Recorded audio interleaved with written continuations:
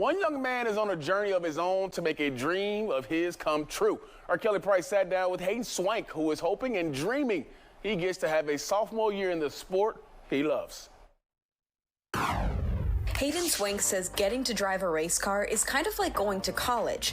You might be impressive enough to be accepted by Harvard, but if you can't afford the tuition, you'll have to settle for, say, a cheaper in-state public school. That's where Swank now finds himself, trying to find a sponsor to pay his racing bills.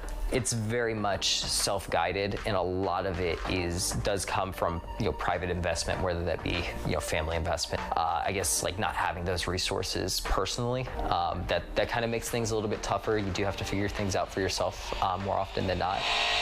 And speaking of college, Swank balanced a rookie season on the Cars Pro Late Model Series in 2022 with classes as an advertising and marketing double major at Georgia. I really chose Georgia because I felt like it would give me an edge on the track. This sport is so driven by sponsorship, and I figured, coming to Georgia, I'd get like all the tools I would need to find and attract those sponsors and, find out what they need and hopefully, support their business. The overlap is bigger than you'd think. Swank says he's double dipped more than a few times, submitting business-focused work he does as a race car driver as business class assignments. Sometimes you've got to go focus on a midterm exam, got to prepare for that, but the next you've got to prepare for a sponsor call. You're trying to pitch somebody to come on board and be a part of the team for next year. And lately, Swank has had a lot of real-life, high-stakes sales pitches. Unfortunately, this off-season, I didn't have the sponsorship to return to the Cars Tour full-time.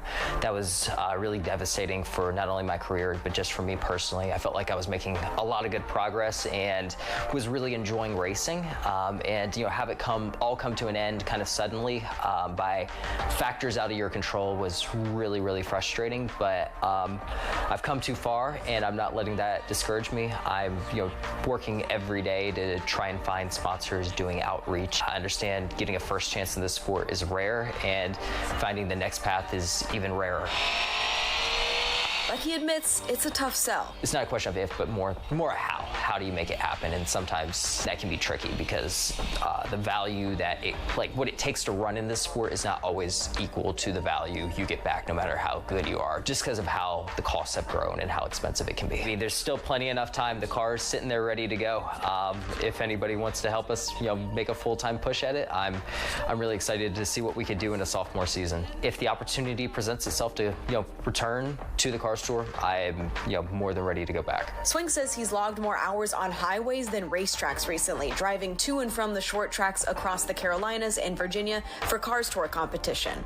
It was just go, go, go, go, and I was definitely thrown into the deep end, trial by fire. I learned a lot behind the wheel of the car, but outside of the car, just managing the pressure, managing the expectations. Like sometimes I felt like I beat myself more than I should have, trying to do too much. But I think once I kind of settled into a rhythm and got the hang of it near the end of the year, I think it all came together. But